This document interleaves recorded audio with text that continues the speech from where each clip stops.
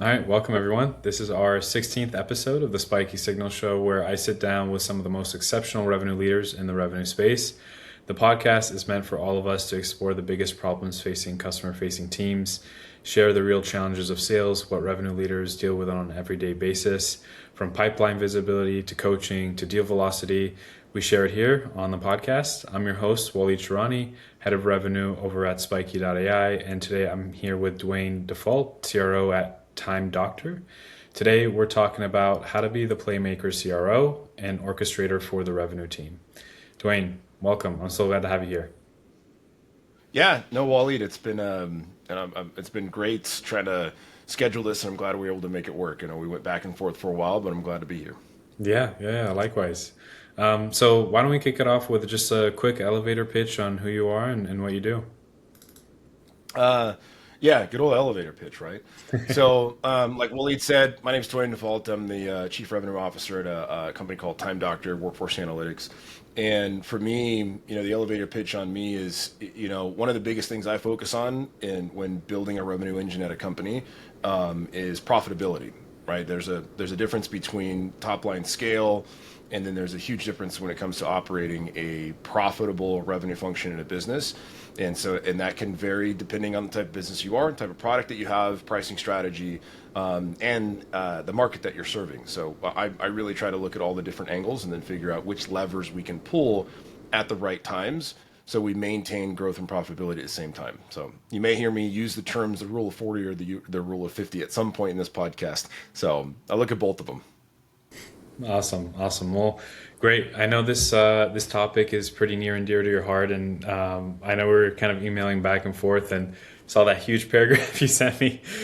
You have a lot of input there, so I'm really excited to get into some of this. So maybe I'll just kind of start it off with a very basic question on throughout your career. When did kind of like you stop doing the work and then start really orchestrating the system, or are you still kind of doing both at the same time? No, it's a good question because I think it plagues a lot of C-suite people, even VPs, on what the definition of operating the business versus orchestrating a business, or other terms as working in the business versus working on the business.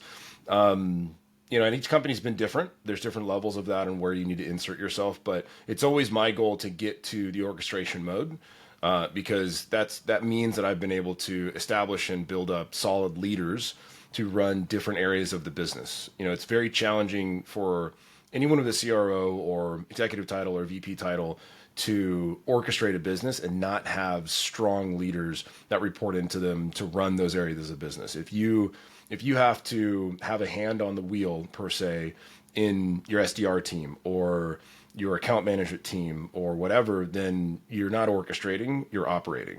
And so for me, a big turning point is probably about 7 or 8 years ago when I really understood what that was. And it was in a moment in a company where we really were backs up against the wall in terms of getting to a number for a board and making sure that I wasn't spread too thin. I found myself in about 7 or 8 different areas of the business where I had to have 7 or 8 different hands, right? I had to report on the business development side of the business. I had to maintain all of the partnerships, the relationships with partners, as well as channel account executives, as well as the account executive team, CSMs.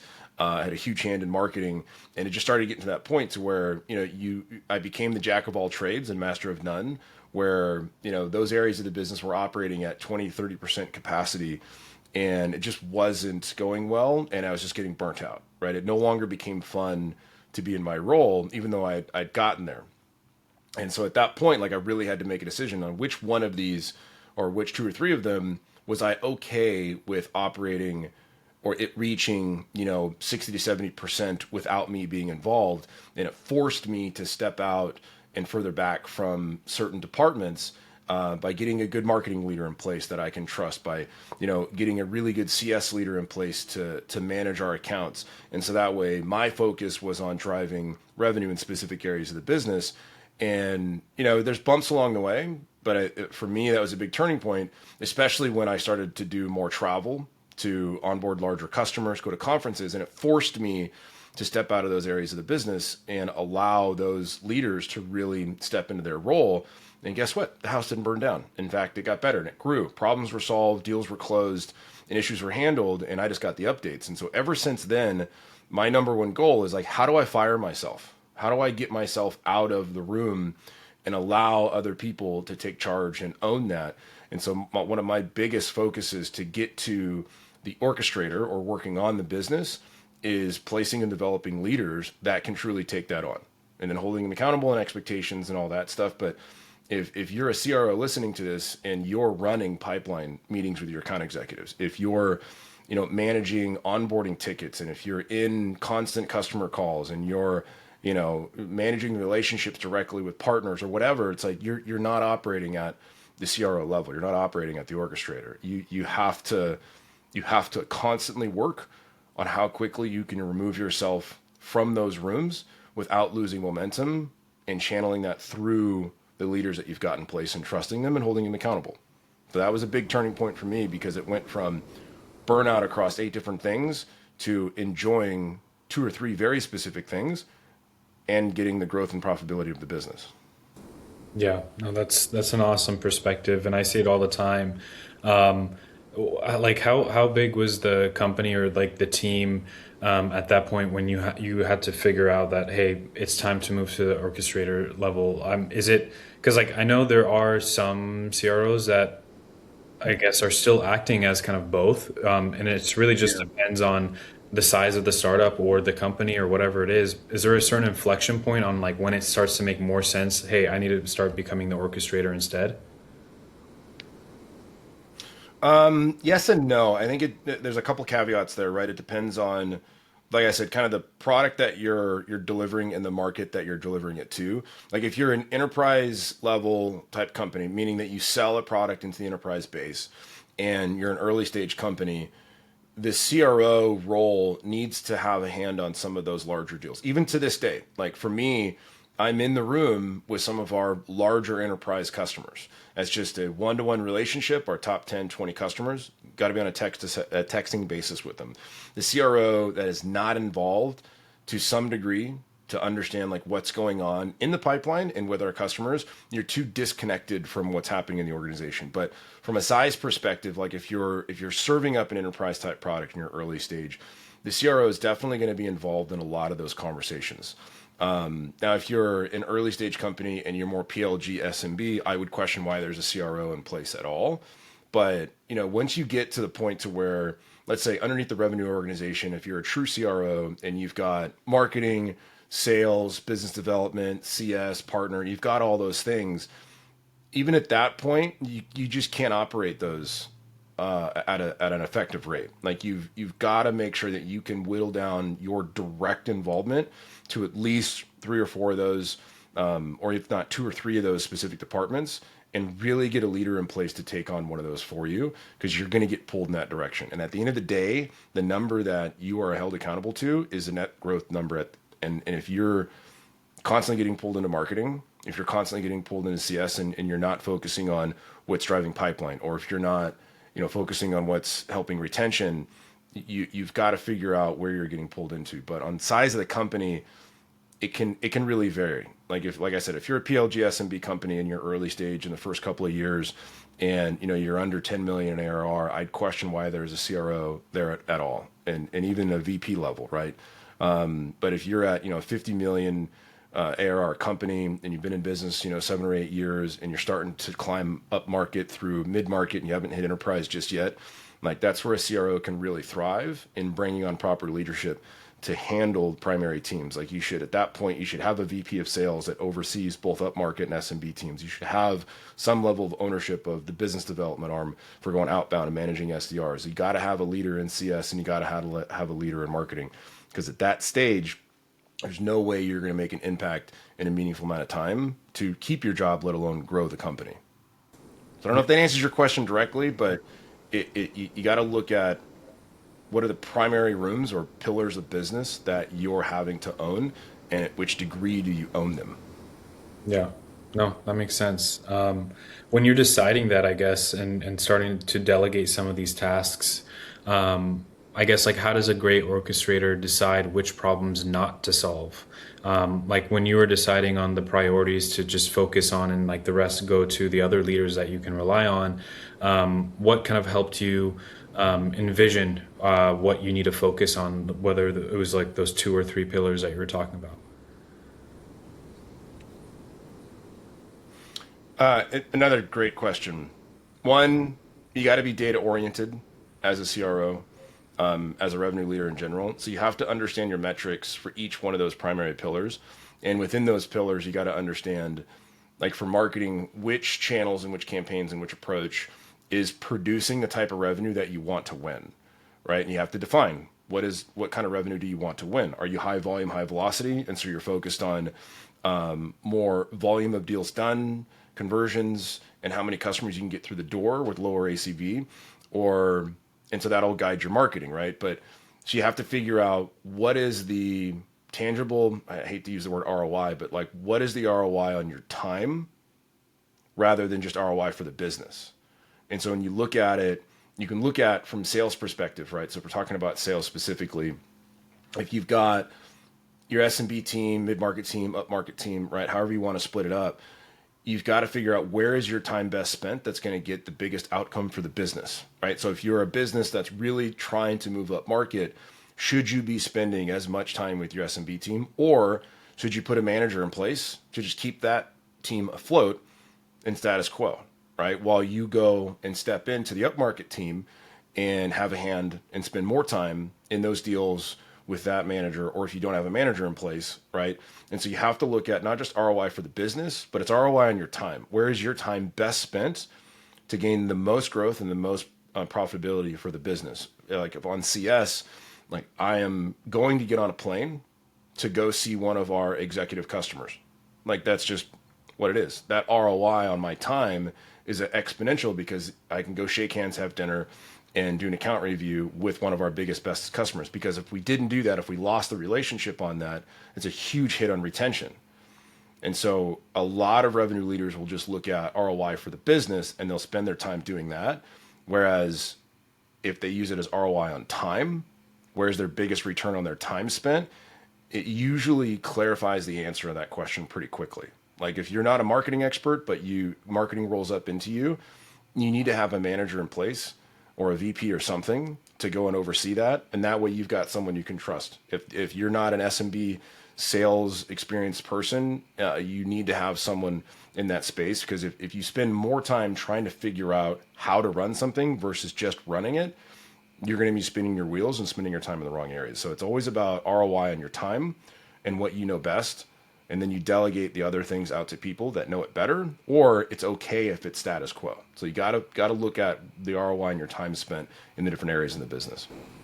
Yeah, no, that's very interesting. Kind of reminds me of kind of my personal life, like what I typically do with my wife and a kid. He's 2.5 now, and it's time is so limited nowadays, and Fun so age. yeah, and it's definitely a fun age, yeah. But I have to manage my time in a certain way, and I need to prioritize myself a lot of times, because if I'm not in the right headspace, if I didn't get my workout in, if I'm not hydrated enough, I'm not going to be able to give 100% back to my wife or my kid, right? Mm-hmm. So it kind of applies to the same thing in business. Is like you need to Yeah. prioritize your time and how you're providing ROI back to the business. And if that has to come down to Yeah. delegation, and you focus on the most important tasks, then so be it. So yeah, I definitely get where you're coming from with that. Yeah. And like on the family thing, like I've got 4 kids and my wife's a teacher and so our house is very busy. But I know that my time and my energy is not best spent trying to manage our household calendar, trying to figure out pick up and drop off times, like all that stuff. That's where my wife is so much better at that. And so part of ROI on time spent is also removing the decision fatigue that you get as a leader. When you can remove yourself from certain rooms, you prioritize the decisions that you need to make, and then you delegate the decisions. Not when people think about management and delegation, they think about removing responsibility. And for me, I look at delegate decision making. Because if I don't have to make as many micro decisions throughout the day, I can focus my energy and my attention on the primary decisions, the priority decisions for the business that need to have more of my time, energy, and focus. And you mentioned something there too about like hydration and fitness. I think in tech, especially working remote and being home all the time, there's this knee-jerk response of like, I need to work more, or I need to put in more hours, or I'm going to skip my workout, I'm going to skip my lunch, I'm going to skip this and put 10, 12 hours in. But if you don't prioritize yourself, your time, then you kind of start grinding yourself down, and then you're less effective across the board. And so you kind of have to put, that ROI and time on life, business, family, and everything. The number one thing is you got to get good sleep. You got to get your movement in. You got to have a healthy lifestyle, because your mind and your body impacts everything that you do. Every decision that you make isn't as accurate, as effective, or as quick as it could be if you're only getting 4 hours of sleep, if you're answering Slack in the middle of the night, if you're jumping on a 4 a.m. call and then going right into a team call, and then you're not getting your movement in, you're not getting sunlight. Like, to operate at a high capacity, to even know what good decisions feel like, you've got to understand that the number one most important thing you've got to have time management around is yourself. 100%. I totally agree with that. And I love how deep we're going into this. And just kind of pulling on both, worlds here, the personal life and the business life. And so let's go kind of further down here. When it comes, let's say you delegated some, to leaders like marketing person or your VP of sales. How are you now helping guide these leaders? Is it through like frameworks, through questions, through like some sort of clarity? Like, what do you do to, I guess, like now that you've delegated these aspects to these leaders, how do you help coach through them? Do you have a playbook or a framework that you follow, or any questions that you'd like to go fire off of? The more simple, the better. Because when you simplify frameworks, when you simplify questions, it makes getting to the answer that much faster. If you've got a framework that's got 12 steps, there's 12 opportunities for it to fail. For me, any leader that I have, regardless if it's sales, CS, whatever, we are clearly identifying the expectations of that role and that team, and that it's communicated consistently. Every round of feedback, every ounce of feedback, every questions, everything that we have is all based on objective information. It's not, oh, I feel you're doing well, or you could have done this. It's like, no, what is the clearly identified expectation in this area of the business? Are we driving leads to this number? Yes or no? Okay, if no, what are we doing to improve that? And what have we done that may have decreased that? It's not, you're doing your job good. It's, are we executing towards the level of expectations that we've defined? And it goes across the board. And that offloads any feelings, emotions, opinions about how someone is doing in their job. When you clearly communicate the expectations of anything going on, either from a VP all the way down to part-time SDR that, lives out in the Philippines or something, right? Like, if people understand the expectations and how they're measured for success, it's an objective conversation that's clearly measured. What that does is it makes the next conversation 10 times easier. Is how do we then work through the problem of getting to goal, getting to the next step? So we have the expectations lined out. That's the framework. And each department's a little bit different in the numbers and how we define expectations. But for me, it's all about curiosity. Always about curiosity. I need to understand how they're thinking when they're going through this. And my number one goal is to get them to understand what is the most important top priority thing we need to be solving for. If we've got issues in deals, if we've got issues in marketing, I'm always asking them what they see the problem is, what they see the opportunity is. I'm not there to tell them what to do. I'm not there to show them the light. I'm not there at all to do those things. They're in their role for a reason. And so my expectation is that they've done the work. They know here are 1, 2, or 3 things that we can do where they feel would be the best answer. And all my goal is to get them to choose one. And that's it. And so I help them choose or decide or take action on the thing they feel most confident about And if we come back to the drawing board and those three things are too vague or doesn't make sense, then the instructions, okay, let's shore this up, get some clarity around it, and come back to it. Like if I'm in that room and I'm bringing the solutions and if I'm bringing the decisions and I'm telling them what to do, they don't need to be in that role. My number one goal with leaders is to get to a point to where I'm just asking them what they think the best option is and then supporting them in their decision. Yeah, that makes a lot of sense. And it seems like the relationships that you develop with these leaders is just as important in terms of like the clarity or communication that they need to bring back and the transparency they need to bring back to you. Of course, we're going to talk about AI, but as AI matures, does this orchestration become more automated or even more human in this? Like you have to have some sort of human element, I think, when it comes to orchestration. Yeah. I mean, I'm sure there's some sort of automation that you can do as well. And where would those parts be?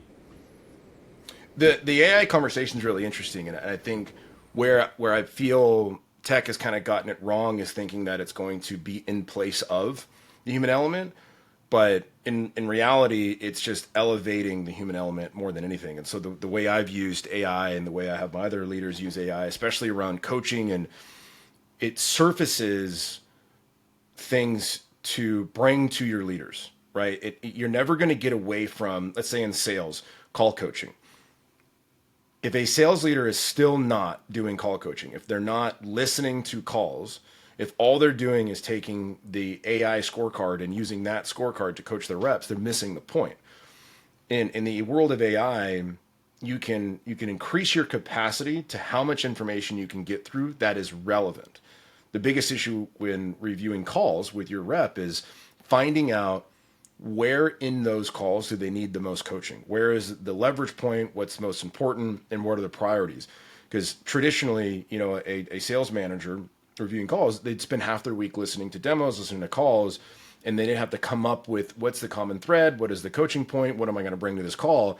And you can massively contract the amount of time a manager spends just listening to calls. Now that context is still important. And I do the same thing with our leaders, especially with our sales and CS leaders. They record their coaching calls. And so then I have the AI element to where it's like, okay, here's the coaching scorecard that we've developed. And so that way it gives me the opportunity as their coach to then do the same thing. Okay, cool. Here's what was surfaced. Here's some sticking points. Here's the things that went really well. Well, that happened to require me to listen to a 45-minute coaching call across 4 or 5 different revenue leaders when I need to be orchestrating the business. And so that's where leaders, specifically in revenue, can really increase their capacity and effectiveness for improving their team is using AI to be able to surface those things to you better, faster, and more effective areas within the business they need to improve on. Because if you're a CRO and you have like 2 VPs and you got 6 directors and you're wanting to help your VP and your director get better at coaching, and you fall into that trap of continuing to listen to coaching calls, then you're back into operating the business. And so you can use AI tools like Spiky or other similar tools to where you can set it up to where there's a coaching element to it that provides you as a CRO coaching points for your VP or your director. And you can set them up specific ways. But that's the way I've been able to use AI to increase my capacity and effectiveness for coaching our leaders. Because leadership for me is about, coaching people to the next level. And my belief in business and people is that you coach up or coach out. And so with AI, it's enabled me to be able to get to more things faster and be able to pinpoint specific areas without me having to sift through hours and hours and hours of calls to try to come up with something that I feel is the most effective thing. I can use AI to pinpoint the specific areas that I feel, or use AI to surface things that I may have missed or need to pay attention to that may be blocking something, and then I can dive in. So it gives me a better way of looking into what's going on without having to do the manual encyclopedia style research that most sales leaders need to do. Now, and oddly enough, most sales leaders don't apply the call coaching or call note takers or AI element to their life. They only apply it to the sales reps. And so it's been an interesting shift with our revenue leaders here where they see me doing that, where I'm like, hey, so let the note taker in. Your team's not going to, they're not going to see what I'm reviewing. It's just between you and I. But then we apply the same methodology of like, okay, cool. Like of the 6 coaching calls you've had in the last 2 weeks, here's what we're seeing. Here's some good things. Here's some things we can work on. Let's focus on this one thing. And then AI is able to help me pinpoint in each of those 6 calls, here's where this thing was present. And now let's go through that. Let's workshop it and then deliver it. And then you can set up the AI element to then, here's the follow-up on the thing we worked on. How is that progressing throughout these calls? So that way you then don't have to do the manual follow-through. Because with coaching at any element, the only way coaching really sticks is if the follow-through after the coaching. You can't just do instruction-based coaching and hope it sticks and then switch to something new the next week. So AI has helped me from a leader perspective with our revenue leaders to pinpoint where are they doing well, where they need some help, and then also help spot the follow through on the coaching they've been provided to know if it's working or not, right? And then at the end of the day, is it providing revenue?